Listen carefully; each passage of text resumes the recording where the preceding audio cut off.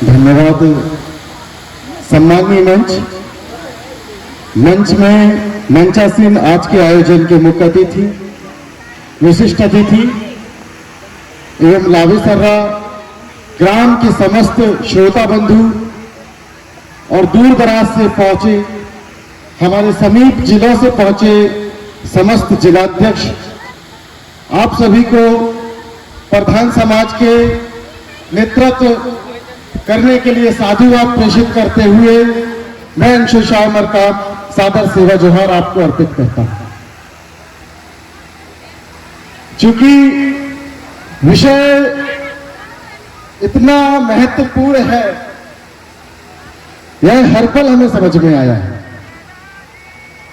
आज मैंने अपने समाज के बहुत सारे बुद्धिजीवियों को निरंतर सुना, बहुत अच्छा लगा और बहुत अच्छी बात यह है कि यह तृतीय वर्ष है और लावेसर्रा की इस जमीन पर प्रधान समाज निकलकर अपने समाज के लिए चिंतन करने की कोशिश कर रहा है और विभिन्न विषयों पर जितने भी बुद्धिजीवी हमारे प्रधान समाज के अलग अलग मंचों पे जाकर अपनी बात रख के आए हैं, आज वो अपने समाज के लिए अपनी आवाज बुलंद कर रहे हैं। उनके लिए जोरदार तालियां हो जाए।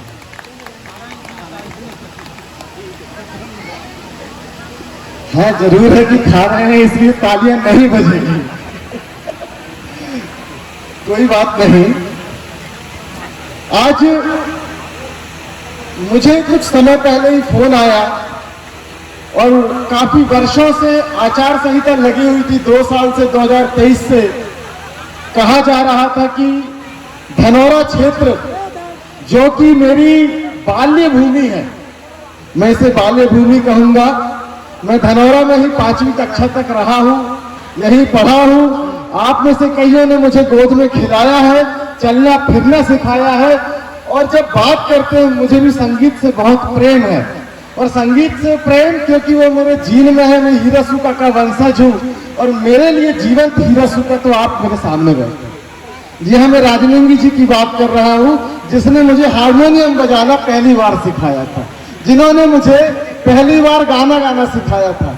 वो जिस भी परिस्थितियां थी, परंतु मैं आपको सशक्त नमन करता हूं कि आपने उस प्रथा को, जो हमारे प्रधानों में संगीत की प्रथा को जिस भी माध्यम से हो जागृत रखा और अपने धनौरा ब्लॉक के साथ साथ जितना भी क्षेत्र घनसौर में पड़ता हो या केवलारी में पड़ता हो, वहां के ज्यादा से ज्यादा संगीत प्रेमी पाटालीर लोगों को जिस भी स्वरूप में हो कम से कम बांध के तो रखा हुआ था। इसलिए मैं आपको यहां से सादर सेवा जोहार प्रेषित करता हूं। चूंकि आज जब आयोजन हुआ तो उसका विषय बहुत महत्वपूर्ण था। वह विषय था कि 23 वर्ष की आयु में एक व्यक्ति अपनी जान दे देता है, किस लिए? हम इसीलिए तो उपस्थित हुए थे ना, इसलिए हमने अनुरोध किया था कि हम नाचना बजाना नहीं करेंगे क्योंकि हम किसी को याद कर रहे हैं, किसी ने हमारे लिए अपनी जान दी है। उस उम्र में, जिस उम्र में आपके बच्चे फटफटी लेके ट्रैक्टर गाड़ी लेके घूम जाते हैं, वो पूरे देश में घूमकर एक क्रांति की अलग जगा दी है। आज मेरे से पहले यहाँ पर जो उद्बोधन दे रहे थे, मैं उनके बच्चे के बारे में भी कहना चाहूंगा। यहाँ पे जो केसरी लाल भलावी जी आपके बीच मौजूद थे, एक ऐसा होनहार व्यक्ति जो आज डिस्ट्रिक्ट कोर्ट में अपने समाज के लिए केस लड़ता है, उस व्यक्ति ने जय आदिवासी युवा शक्ति संगठन जैसे महान संगठन को खड़े करने के लिए अपना दिन दूनी रात चौगनी बिल्कुल तरीके से मेहनत एक कर दी थी और उसके बाद जय आदिवासी युवा शक्ति इंदौर से चलकर दुनिया भर में फैल गया। उसका नाम है शिवमराज भलावी। उसके बाद मैं अपने बारे में बताना चाहूंगा कि मैंने गोंडवाना स्टूडेंट यूनियन को तैयार करके पूरे देश भर के अंदर पहुंचाने का काम किया। कई चैलेंजेस आए, परंतु बस पहुंचाना एक जिद थी कि मुझे बस हीरा सूगा की तरह अपने इस गोंडवाना समाज में मर मिट जाना है। और बस वही मेरी एक चाहत थी और बस काम करता रहा, इसलिए शायद आज भी मैं आपके सामने यहां पर खड़ा हुआ। उसके उपरांत मैंने देखा मेरे ही समाज के लोग, खासकर प्रधान समाज के लोग विभिन्न संगठनों में विभिन्न विषयों पे बहुत महारत हासिल किए हुए हैं और हर किसी को अपनी बेशकीमती सेवा दे रहे हैं। काश अगर इन सभी लोगों को हम सहेजने का प्रयास करें तो वो सफल कैसे होगा। और उसके बाद हम प्रधान समाज से हैं और प्रधान समाज हमारा गौरव है। वो जानकारी हमें प्राप्त कहां से हुई? वह जानकारी हमें हीरा सूगा प्रधान आदिवासी समाज संगठन जो हमारे सिवनी से चलकर तैयार हुआ और पूरे देश भर में हीरा सूगा का नाम को फिर से पुनर्जीवित करने का काम किया, उस संगठन के माध्यम से चालू हुई। हमको तब पता चला, हम तो पहले एक ही गंगा जानते थे, एक गंगा दूसरी बेन गंगा, तब बाद में पता चला कि एक साज गंगा भी होती है जो हमारे प्रधान समाज की साज गंगा है, जो साजा मढ़ा की गंगा है और वो हीरा सूगा प्रधान महासंघ के माध्यम से प्रचारित है। फिर थोड़े से आगे बढ़ूं, जब राष्ट्रीय स्तर पर प्रधानों को जोड़ने की बात हुई तो हम राष्ट्रीय स्तर से जोड़ने के लिए हमारे आदरणीय आज के आयोजन के मुख्य अतिथि जी जो यहाँ पे स्वास्थ्य के कारणों से पहुंच नहीं सके, आदरणीय केपी प्रधान जी, उनके माध्यम से पता चला कि ये जो सिवनी शहर है, ये सिवनी शहर वो शहर है जहां पर पहली बार, खासकर सिवनी जिला कहूंगा, ये पहली बार ये सतरंगी झंडा जो जमाने भर के लोग लेके गोंडवाना का झंडा बुलंद करते हैं, इस झंडे को गोंडी में डांग पालो कहते हैं। और वो डांग पालो पहली बार अगर किसी ने तैयार किया तो वो पाटाली रंगेल सिंह भल्लावी और कोई नहीं, जो प्रधान समाज के गौरव है। उसके बाद जब हमने उइके जी की किताब पढ़ी, अभी वो यहाँ पे दिख नहीं रहे हैं, उनकी किताब के माध्यम से भी जानकारी हासिल की। हमने जो आचार्य मोतीराम कंगाली जी की किताब पढ़ी तो उनके कोया पुनेम की किताब में हमको पता चला कि ये जो कोया पुनेम का सार जो उन्होंने तैयार किया है उसका पूरा क्रेडिट उनके गुरु कौन है, तो पता चला कि गोंडवाना के जो गुरु है आचार्य मोतीराम कंगाली, उनके असल गुरु है रंगेल सिंह भल्लावी पाटाली, हमारे प्रधान समाज। फिर हमने और खोज चालू की कि भाई ये प्रधान समाज का बार बार जिक्र तो आ रहा है, परंतु ये मार्जिनलाइज्ड कम्युनिटी की तरह सबसे उपेक्षित अस्पृश्य रूप से कैसे जी रहा है। तब पता चला कि वहां पे बहुत सी ऐसी विसंगतियां हैं जिन्हें हमने खुद तैयार किया। और वो तैयार कैसे हुई? वो तैयार नकल और अहंकार की वजह से हुई। हमारे पास थोड़ी ज्यादा धान क्या हो गई, हमने ऐसा अहंकार मचाया कि ज्यादा धान हो गई, ला महुआ भी ले आ, जा ये ले भी ले आ, जा वो भी ले आ, और लगे हैं सुबह से लेकर शाम तक चढ़ा रहे। सुबह आया एक बनिया कहते अरे हमने तुमको पिलाई, लाओ यहाँ साइन कर दो, ये तुम्हारी 10 एकड़ जमीन अब से हमारी हो गई, अब तुम इसी जमीन में तुम्हें आके खेती करो। ये हालत हुई है, ये असली बात है। और जब मैंने पूछा कुछ लोगों से कि यहीं पे मैंने बोला कि हमारे प्रधानों के मोहल्ला कहाँ गए, तो उनने कहा मोहल्ला तो बचे नहीं, अब गांव बचे हैं। हमारे मोहल्ले के जो लोग थे उनकी नौकरी लगी और नौकरी लगने के बाद हमारे समाज का आदमी नौकरी जैसे ही पाता है तो सबसे पहले वो इतराता है और इतरा के वो अपने गांव से बाहर चला जाता है और बाहर जाके ऐसा ताव दिखाता है, तो गांव से तो निकलते समय ताव दिखाता है, और जब दूसरा वहां पे उसका अधिकारी उसको नीचा दिखाता है तो वहीं पे ऐसा मुंडी ऐसा नीचे शर्म से झुकाता है। और बाद में उसी मुंडी को ऊपर उठाने के लिए अपनी संस्कृति को छोड़कर उस अधिकारी की संस्कृति पे ऐसे चला जाता है। यह हकीकत है, ऐसा हो रहा है। और वहां पे जैसे जी महाराज आप जो कहोगे हम वो करेंगे।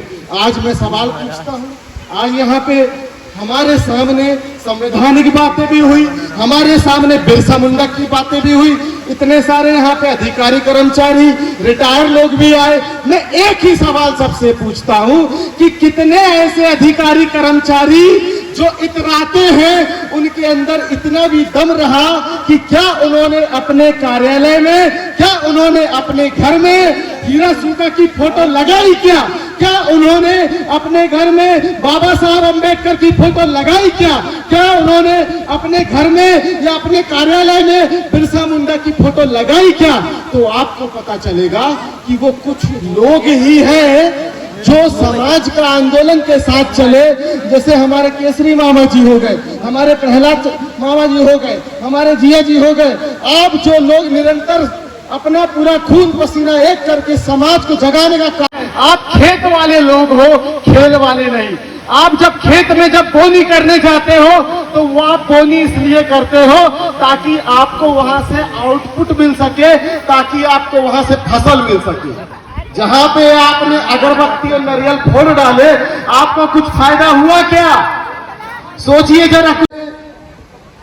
मैंने कहा था कि कठिन विषय के लिए अंतिम का जो पीरियड होता है वो उचित नहीं होता, क्योंकि सुबह से लेकर शाम तक लोगों की ऊर्जा धीरे धीरे धीरे धीरे धीरे धीरे समाप्ति की ओर जाने लगती है। पर जरा ये अब मुझे ऐसा लग रहा है कि अब इस प्रांगण में बुद्धिजीवी ज्यादा बचे हुए हैं। श्रोतागण तो खाना खा के जा चुके हैं, अब बुद्धिजीवी बचे हुए हैं जो मेरी बात को ज्यादा बेहतरीन तरीके से समझ पाएंगे। जब मैं शिक्षक था तो एक कक्षा लगी हुई थी। मैं ज्ञान मंदिर में 1 साल टीचर रहा हूं। एक क्लास लगी हुई थी और उस क्लास पे गणित का पीरियड था। पीरियड का था गणित का। अब उस गणित के पीरियड पे मैं पहुंच गया और मैं इंग्लिश पढ़ाता था। सारे बच्चे गणित की किताब खोल के बैठे हुए थे और मैं वहां से उनको इंग्लिश पढ़ाना चालू कर दिया। उतनी देर में एक सर आए, बोले कि अरे रुको रुको रुको, मेरे को इंग्लिश बस मत पढ़ाओ, ये बच्चे भले गणित की किताब खोल के बैठे हुए हैं, तुम यहाँ पे इंग्लिश पढ़ाने आ गए हो, रुको रुको मेरे को भी विज्ञान पढ़ाने दो। फिर एक और सर आए, बोले अरे रुको रुको मेरे को भी सामाजिक विज्ञान पढ़ाने दो। अब बच्चों के पास किताब क्या की खुली है? गणित की। अब वहां पे सामाजिक विज्ञान भी आ गया मास्टर बन के, अंग्रेजी का भी मास्टर आ गया बन के, और वो मास्टर ही आपस में कह रहे हैं कि मैं अच्छा पढ़ा रहा हूं कि तुम अच्छा पढ़ा रहे हो, कि कौन अच्छा पढ़ा रहा है। और बच्चे कह रहे हैं कि गणित का विषय था, गणित के माँ साहब कब आएंगे? तो कई बार ऐसी परिस्थितियां निर्मित हो जाती है। हम भी सोच रहे हैं कि यार हम तो इतना अच्छा पढ़ा रहे हैं, ये बच्चे लोग इंटरेस्ट क्यों नहीं ले रहे? अब हम यहां से अंग्रेजी पढ़ा रहे हैं, अब बच्चे वहां पे देख रहे हैं कि ये जो माँ साहब पढ़ा रहे हैं ये किताब में लिखा कहाँ है? अब किताब में तो गणित लिखी हुई थी। अब ऐसे में क्या होगा बताइए, सोचिए ना जरा। वैसे अभी तो खाना लगा नहीं है, हाँ या नहीं में जवाब दे सकते हैं क्या? जब एक ही कक्षा में, जब पता है गणित के पीरियड में अंग्रेजी भी आ गई, सामाजिक अध्ययन आ गया, विज्ञान आ गया, सारे टीचर एक साथ घुस गए और किताब खुली हुई है गणित की, तो वो बच्चे दोबारा क्या कहेंगे? अरे यार हम वहां जाके कंफ्यूज हो जाते हैं, अब हम दोबारा नहीं जाते हैं। तो ये परिस्थितियां मैंने कई बार बतौर छात्र भी फेस की। तो मैं जितना समझ पाया कि हमारे समाज के जो अग्रज हैं, जो हमारे समाज के बड़े बुजुर्ग हैं, वो ज्यादा से ज्यादा बच्चे कैसे हमारे समाज की सामाजिक कक्षा में आ सके, यह हमको तय करना होगा हमारी पढ़ाने की पद्धति के माध्यम से। शायद मेरी बात को आधे लोग तो समझ गए होंगे कि मैं क्या कहना चाह रहा हूं। और ये कहना इसलिए जरूरी है क्योंकि आप सभी ने ही मुझे उस मुकाम पे रखा है। आप सभी ने मुझे इन 11 राज्यों के प्रधानों के युवाओं को इस कक्षा में जोड़ने के लिए रखा है। और मैं कोशिश करता हूं कि इस देश भर के 11 राज्यों के प्रधानों के बच्चों को मैं इस कक्षा से जोड़ूं और कोशिश करता हूं कि आप सभी लोग अपने अपने विषय के समय पर उन बच्चों को शिक्षित करने का निरंतर अपना बेहतरीन वहां पे कर्तव्य निर्वहन करें। आज मैं किसी को ज्यादा समय लेते हुए नहीं कहना चाहूंगा कि आप ज्यादा समय यहाँ पे दीजिए। बस हमारे समाज को परोसने की कला सीखनी होगी। रोटी हमको ढाबे में 5 रुपए की मिलती है, परंतु वही रोटी हमको 5 स्टार होटल में 50 रुपए की मिलती है। क्यों?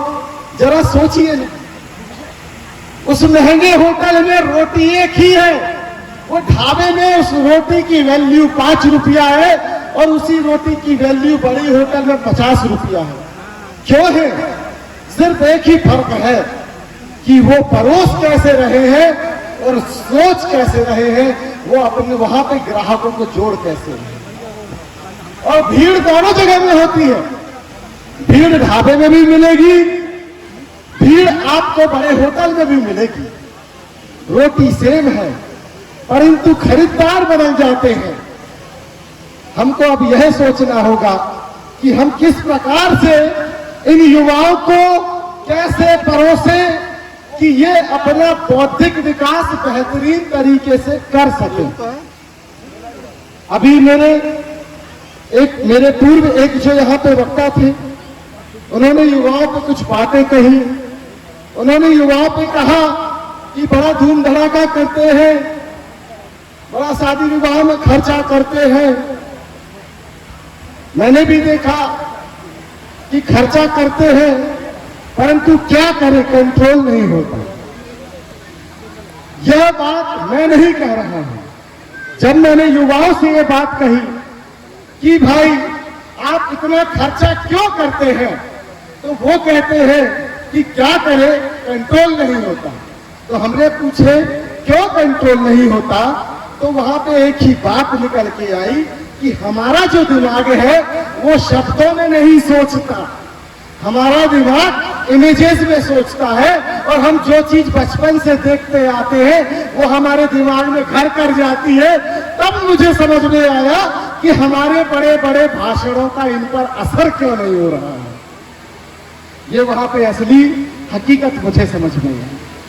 मैंने बोला कि जितने भी गोंडवाना के आंदोलन है, जितने भी आदिवासी समाज के आंदोलन है, जितने भी पामसेब के आंदोलन है, जितने भी बैकवर्ड क्लास के आंदोलन है, सभी में बड़े बड़े महान वक्ता कौन है? ज्यादा से ज्यादा प्रधान लोग हैं। और उसके बाद वही प्रधान लोग अपने ही समाज में, अपने ही घर में सफल क्यों नहीं है? तो वहां पे एक ही बात समझ में आई कि हम हमारे समाज के समक्ष परोस नहीं पा रहे हैं, उस सोच को अच्छे से तैयार करके उन तक पहुंचा नहीं पा रहे हैं। और इसका एक व्यथा भी है, एक दर्द भी है। आदरणीय जिला अध्यक्ष महोदय जी मेरे समक्ष बैठे हुए हैं। ये सोचने की बात है, ये चिंतन की बात है। मैं हूं, आप हैं, यहाँ पे जितने भी युवा हैं या जितने भी क्रांतिकारी हैं, मैं सच बताऊं, मैंने थोड़ी देर पहले बताया कि सबकी ट्रेनिंग अलग अलग सेंटर पे हुई है।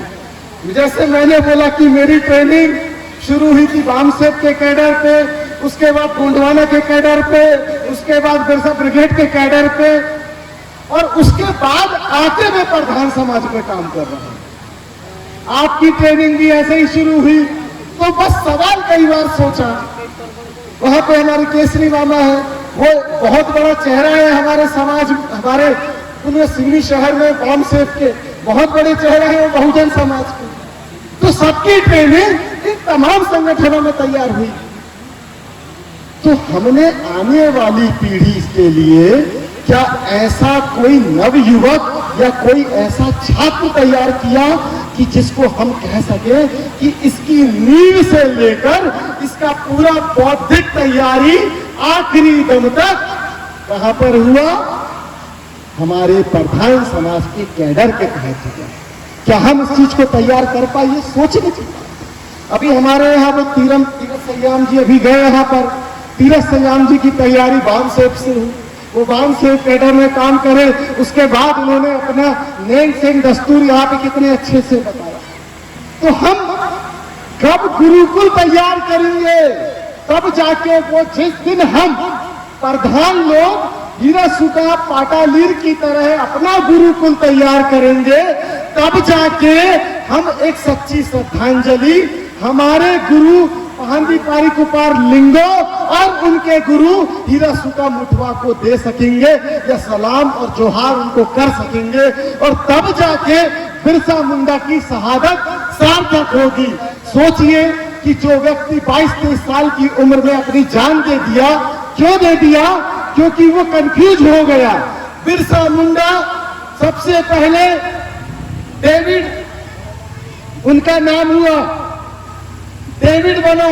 पहले उनका दाऊद मुंडा नाम था, दाऊद मुंडा से वो डेविड मुंडा बने। डेविड मुंडा से उन्होंने कहा कि ये लोग मुझे डेविड बना के मेरी जमीन छीन रहे हैं, हम लोगों को यहाँ पे ये हाथ में किताब दे रहे हैं और हमारी जमीन हमसे ले रहे हैं, मैं यहाँ से इनका बहिष्कार करता हूँ। फिर वहां से निकले तो एक वैष्णव पंथ चला करता था। उस समय हिंदू धर्म पैदा नहीं हुआ था, उस समय शैव पंथ था और वैष्णव पंथ था। तो उन्होंने उत्तर भारत के वैष्णव पंथ के पीछे पीछे वो चल पड़े।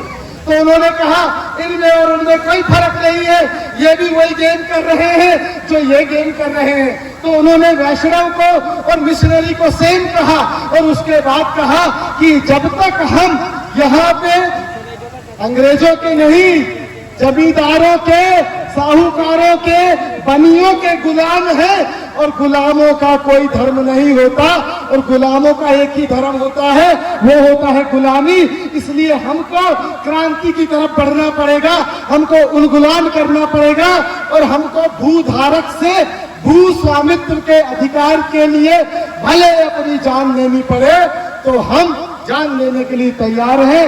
और सन 1900 ईस्वी पे, मैं गलत तो नहीं हूं, सन 1900 ईस्वी 9 जून पे, उस समय अंग्रेजों के खिलाफ आंदोलन नहीं चलाया, बिरसा मुंडा ने अंग्रेजों के खिलाफ आंदोलन नहीं चलाया। जो आपको बता रहे झूठ बोल रहे हैं। बिरसा मुंडा ने एक्चुअल में अंग्रेजों के टुकड़ों में पलने वाले भारत के तत्कालीन काले अंग्रेज साहूकारों के खिलाफ अपनी जमीन बचाने के लिए आंदोलन चलाया। इस बात को यहाँ से जब तक आपके पास थाली नहीं है तब तक ताली मार के जाइएगा और दिमाग में बैठा के जाइएगा, क्योंकि जो आपको लूट रहा है वो आपसे ताली थाली तक बजवा लेता है। मैं तो कहता हूं कि जो आपको बचाने के लिए अपनी जान दे दिया उसके नाम पे जोरदार ताली था तो बजा दिया करो। बस मैं यही कहना चाहता हूं। और मैं इस बात को इसलिए रखा कि बिरसा मुंडा ने अपनी जान देकर यह जमीन हमारे लिए सुरक्षित की, और बाबा साहब अम्बेडकर ने 5वीं और 6वीं अनुसूची बनाकर हमारे क्षेत्रों को पारंपरिक ग्राम सभा से संचालित करने और पूर्ण स्वामित्व का हमको अधिकार भी दिया। अब कौन पार्टी ने क्या किया मैं वहां जाना ही नहीं चाहता। जिस प्रकार से अभी हमारे मामा जी पूर्व विधायक जी कह रहे थे ना कि समाज को हमारे ही लोगों ने ठेंगा दिखा दिया, तो बाबा साहब अम्बेडकर ने भी कहा था कि इस समाज को पढ़े लिखे लोगों ने धोखा दिया। परंतु मैं एक चीज ये कहना चाहता हूं कि अगर बाबा साहब अम्बेडकर आज जिंदा होते तो केसरी मामा को देखते, हमारे राजनेंगी जिया जी को देखते, प्रहलाद दादा को देखते, पत्ते दादा को देखते, आपको हमको देते, तो वो ये शब्द तो नहीं कहते कि पढ़े लिखे लोगों ने समाज को धोखा दिया। उन्होंने वो ये कहते कि इन पढ़े लिखे लोगों ने कम से कम इस आंदोलन को आगे तो खड़ा किया। तो मैं आपसे एक विनती करता हूं कि अपने हम इनको देवता नहीं माने, हम इनको पढ़ने का काम करें। हम बाबा साहब अम्बेडकर को देवता मान के उनकी फोटो उतार रहे हैं, माला उतार रहे हैं। हम हिरासूका को देवता मान के फोटो माला उतार रहे। हम यहाँ पे जब पता करते हैं, जब हम प्राकृतिक पूजक हैं, तो आपको ये समझना पड़ेगा कि जिस दिन आप मूर्ति की पूजा करते हो, खासकर ऐसी मूर्ति जिसमें प्राण प्रतिष्ठा की गई है, तो मैं आपको बताना चाहता हूं कि नेगी समाज के अपन लोग हैं, अपन पानन लोग हैं, तो पता होगा कि जब हमको किसी को मारना होता था तो पुराने समय में कपड़े का पुतला बनाते थे, उसमें प्राण प्रतिष्ठा करके बड़ा सुई चुभाते थे। पिक्चर में तो देखा होगा ना कि कपड़े का पुतला बनाया, उस पर प्राण प्रतिष्ठा की और सुई चुभा रहे तो कोई हाथ मोड़ रहे, तो वो होती है विद्या, वो होती है वो परंपरा। तो क्या एक चीज बताइए, तो ये कहना कहीं गलत नहीं है कि मूर्ति पूजा एक दुनियाई पद्धति है। तो जो लोग मूर्ति पूजा कर रहे हैं वो कहीं ना कहीं अपने पितरों के साथ अनिष्ट कर रहे हैं। और जब हम अपने पितरों के साथ अनिष्ट करते हैं, हम पितरों के साथ, अपने पुरखों के साथ गलत करते हैं, तो उसका रिजल्ट हमको दिखता है, परंतु हम समझ नहीं पाते। अभी बोल रहे थे हमारे मामा जी कि हमारे जो सनातन संस्कृति की रीढ़, सनातन संस्कृति की रीढ़ आदिवासी संस्कृति है, कह रहे थे ना जी। कैसे कह रहे थे मैं बताता हूं कि इन्होंने जो श्रुतियां पढ़ी, श्रुति क्या होती है, जो सुन के लिखी गई हो, और सुन के जो श्रुतियों पे जो इतिहास था वो सिर्फ और सिर्फ पाटालीर लोगों का इतिहास था, क्योंकि गोंडवाना का इतिहास सिर्फ पाटाओं में था। हमारी जो भी पद्धतियां थी, जो भी हमारे सिस्टम, कस्टम, ट्रेडिशन थे, जो भी हमारी संस्कृतियां थी, वो पाटाओं में थी। उसको सुन सुन के अपनी भाषा में ट्रांसलेट किया और पेटेंट कराया और गीता प्रेस से बेच बेच के हमको कुल्लू बना दिया। अब यदि हम कहते हैं कि गोंडवाना समाज में गोंड समुदाय की हालत पहले से बदतर क्यों है, कि कहते थे कि भैया 52 57 परगना के मालिक कैसे हो गए रे कंगाल, तो वो एक ही बात है कि we are the east of Gonds, हम प्रधान लोग गोंड समुदाय के पुजारी है। जिस प्रकार से हिंदुओं के पुजारी ब्राह्मण है, उस प्रकार से प्रधान गोंड समुदाय के पुजारी है। गोंड के अंदर जितना भी समुदाय आता है, उन सब के पुजारी प्रधान लोग हैं। और जिस दिन से प्रधानों ने अपने नेम से दस्तूर, अपनी प्रधानी छोड़ी है, तब से गोंडवाना समाज की जो परिस्थिति है और जो अवस्था है, वो बिल्कुल धीरे धीरे नीचे गिरती जा रही है। और उसके पीछे एक और चीज बता रहा हूं कि हम ये बोल देते हैं कि पड़ोसी के घर में आग लगी है तो हमारा खरियान थोड़ी ना चलेगा, उससे बड़ा मूर्ख कौन है। अगर यदि आपके पड़ोसी के घर में आग लगी है तो सबसे पहले उसके घर की आग को बुझाने का काम प्रधान को करना चाहिए, क्योंकि प्रधान ही उस गांव का, प्रधान ही उस समाज का सुरक्षक है। प्रधान के जो पूर्वज है, प्रधान के जो नेंगी है, प्रधान के जो हिरासूका है, उन्होंने अपनी जान देके गोंडी समुदाय को फिर से जीवित किया।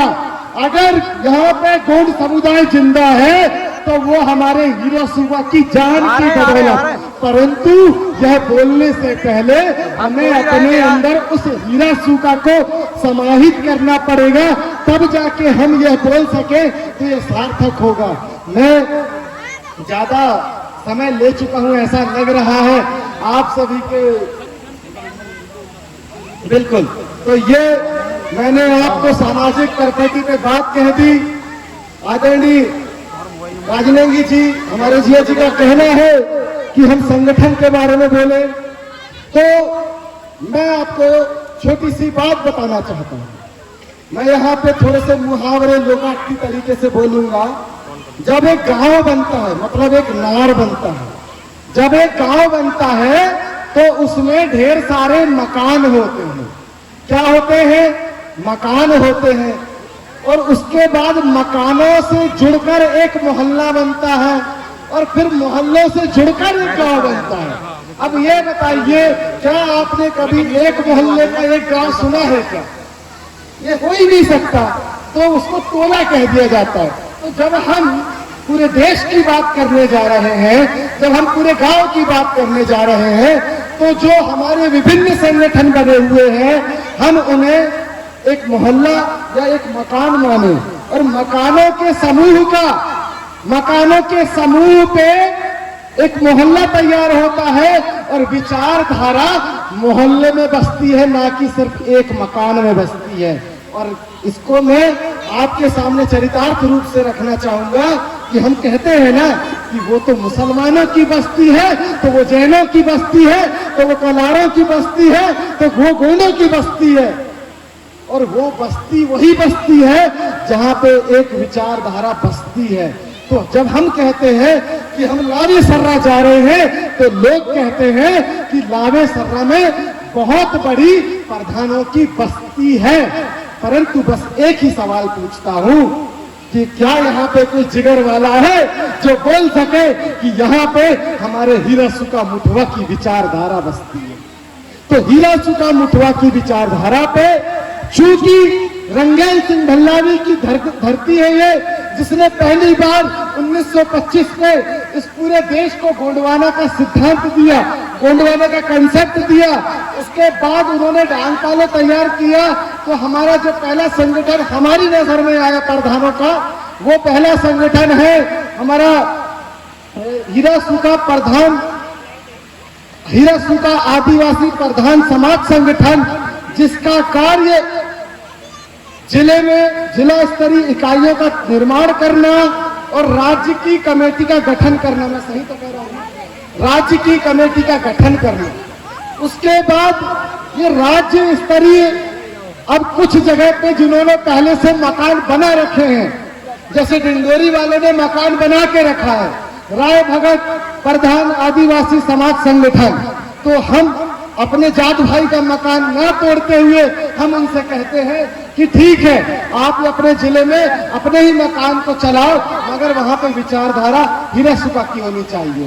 इस प्रकार से ये जो संगठन होते हैं वो अपने सुप्रीमो संगठन, राष्ट्रीय प्रधान जनजाति उत्थान संगठन, जिसको राष्ट्रीय स्तर का पंजीकरण मिला हुआ है, वहां पे सारे संगठन समाहित होते हैं और उसके माध्यम से हम अपने समाज को नई दिशा और दशा देने का प्रयास करते हैं। अब यहाँ पर मैंने बहुत लंबी बातें रख दी, बहुत बृहद बातें रख दी, और हो सकता है कि मेरी बातें कुछ लोगों के लिए कष्टप्रिय हो सकती है और कुछ लोगों के लिए बहुत लोकप्रिय हो सकती है, क्योंकि मैंने पहले भी कहा था कि हमारा दिमाग शब्दों में नहीं सोचता, हमारा दिमाग इमेजेस में सोचता है। और जब से बचपन से हमारे दिमाग में जो फोटो डाली जाती है हम वैसे ही बन जाते हैं। अगर हमको हमारे ही आईने के सामने हमको गधा बनाने का प्रयास किया जा रहा है, वो कैसे? आजकल मोबाइल आ गया है और उस मोबाइल में विभिन्न प्रकार के फिल्टर कैमरा आ गए हैं और उस फिल्टर कैमरा में कई लोग सेल्फी लेते हैं, किसी का मुंह इस तरीके का, किसी का मुंह उस तरीके का। तो उससे क्या हो रहा है कि हमको अपने बच्चों को मोबाइल फोन इस्तेमाल कैसे करना है यह भी सिखाना जरूरी है। क्या वो उसके माध्यम से अपनी संस्कृति से दूर हो रहे हैं, इस पर भी हमको विचार रखना जरूरी है। और चूंकि अब समय बहुत हो चुका है और मुझे भी यहाँ से बहुत दूर तक जाना है, शादी में भी सम्मिलित होने जाना है, तो मैं आप सभी को धन्यवाद प्रेषित करता हूँ कि आपने इतने शांति के साथ मुझे सुना और यहाँ पर मुझे बोलने का अवसर प्रदान किया। और मैं आशा करता हूँ कि हम फिर से एक समीक्षा बैठक एक रखें और धनौरा में बैठे और चर्चा करें विभिन्न मसलों पे, क्योंकि हमको क्या परोसना है इसको तय करने के लिए बंद कमरे में मीटिंग करना जरूरी है। और माननीय जिलाध्यक्ष महोदय जी के सानिध्य में ऐसी बैठकें तैयार हो और ऐसे हर हमारे पास यहाँ पे 6-7 ब्लॉक है, 6 ब्लॉक है, 8 ब्लॉक है, 8 ब्लॉक में से अगर अपन ऐसे व्यवस्थाएं बनाए कि हफ्ते में हम ऐसे ब्लॉकों पे भेजाएं तो हमारा एक बहुत अच्छा सिस्टम तैयार किया जा सकता है। और मैं आप लोगों से विशेष अनुरोध करता हूं कि हम युवा लोग हैं, अब हम युवा लोग हैं, हमारे भी कुछ सपने हैं। अब हम अपने बुजुर्गों से ना बोले तो किससे बोले? तो हमें अनदेखा न करते हुए हम युवाओं को भी बुलाइए और उनको घंटों बैठाल के सुनिए, क्योंकि जब आप पहले उनको सुनेंगे देगा कि उनको परोसना कैसे है, और जब आप उनको परोसेंगे तब जाके वो हमारे समाज की विचारधारा को आने वाली पीढ़ी तक लेके जाएंगे। इसी के साथ मैं आप सभी को आने वाले समय में हमारे प्रधान समाज की क्रांति की शुभकामनाएं प्रेषित करता हूं। आप सभी को सादर सेवा जोहार प्रेषित करता हूं। और जो भी युवा जिनके अंदर आज भी ऐसा लगता है कि असली प्रधान का खून है, तो बेशक हमसे मिल सकता है, हमसे जुड़ सकता है, और हम युवाओं की फौज तैयार करेंगे।